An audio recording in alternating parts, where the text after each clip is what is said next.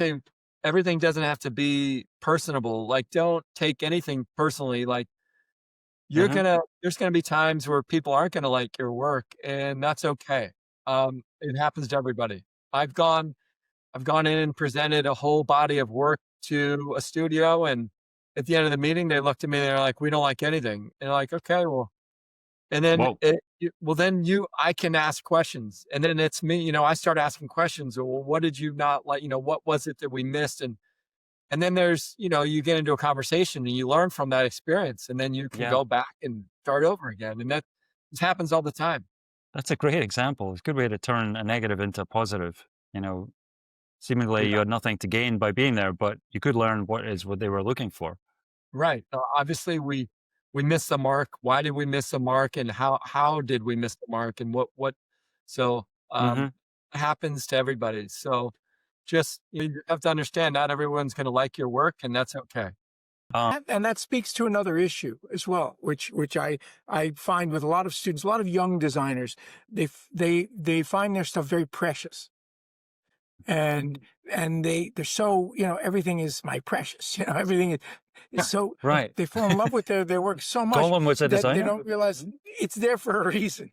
So, but and it has to serve something other than just you're feeling good about, I don't know, mushy or something.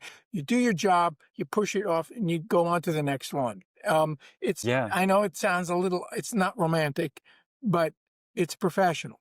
I mean, Yeah. there's things that I loved when I was younger doing, and then I look back on them and I think, yeah, I can see why I loved it, but Yeah. I've improved since then, and I could see the reasons that I loved it were not necessarily what the client needed. Uh, Yeah. Good advice. That's Keep it rolling and keep it. And your point, Andrew, about if you're creating professional work for someone else, to a certain extent, if you can focus on what they need as well as your own creative vision, then yeah, it becomes a little bit about them, not you, and it's less Or precious. also, yeah, also sometimes though the client doesn't know what they want or Yeah. doesn't know they know what they want, but they don't, but that's not the right answer. So really Yeah. what you have to satisfy, don't satisfy the client, satisfy the project.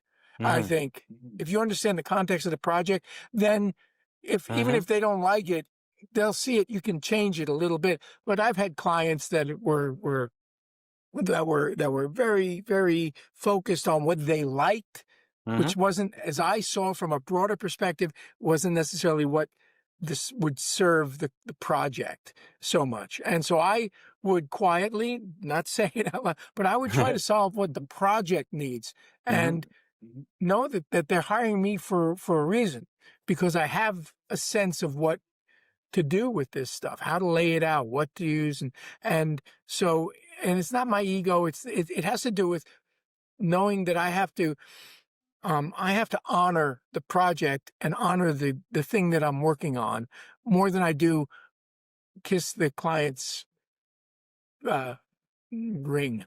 I No, think that's good. that'll come. That'll come. Right. Right. That's that's it. great. Good.